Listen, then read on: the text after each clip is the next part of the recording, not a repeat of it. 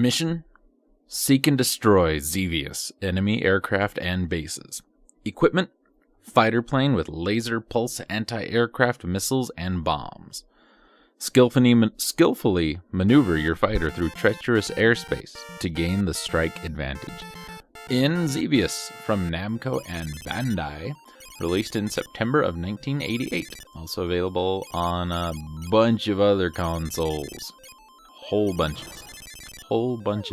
The Atari 7800, the Atari 8-bit, the NEC PC Engine, the NES, as well as the MSX, ZX Spectrum, Commodore 64, Amstrad CPC, Apple II, and Atari ST.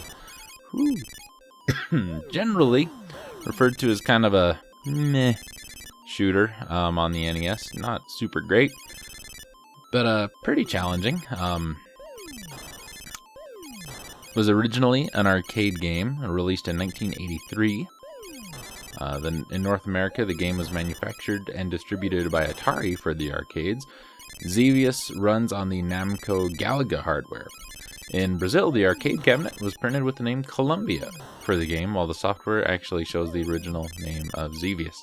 Xevious tells the story of a fight between humankind and the supercomputer GAMP, which controls the alien forces of planet Xevious.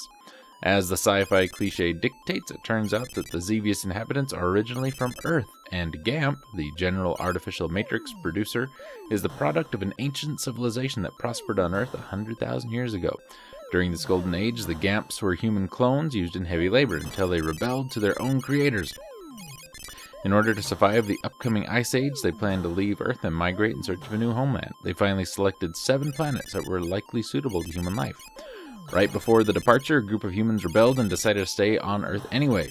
It is from here that thousands of years after leaving, the GAMPs left, that the brave pilot Mu and his android companion Eve decided to travel to Xevious, literally the 4th planet, to avoid glaciation. They would not receive a warm welcome from their ancestors, though. Captured and imprisoned, they discovered that the Xevians were actually planning a massive comeback on Earth. Fast forward to our time, all above the Earth's surface and near the ancient civilization remains, giant artifacts suddenly emerge from the soil and activate.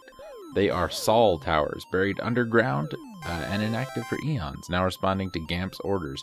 The invasion has begun. It is now that, with perfect timing, Mu, Eve, and Mio Vitha, a Xevian who opposes the GAMP's regime and freed our duo from imprisonment, are back on Earth. Space travel takes all this time, you see. On their Solvalu ship and ready to fight GAMP's army. Meanwhile, archaeologists Susan Mayer and Akira Sayaka discovered the Nazca lines could be hiding an ancient weapon that may be used to counterattack GAMP's army. And none of that you will hear about in the game. That is actually somewhat interesting. The gameplay itself is not very interesting. It's pretty standard, it's pretty bland. Nothing much happening, but you know, it's a pretty solid game all in all. The controls are all right, ship movement's okay. It just gets kind of boring.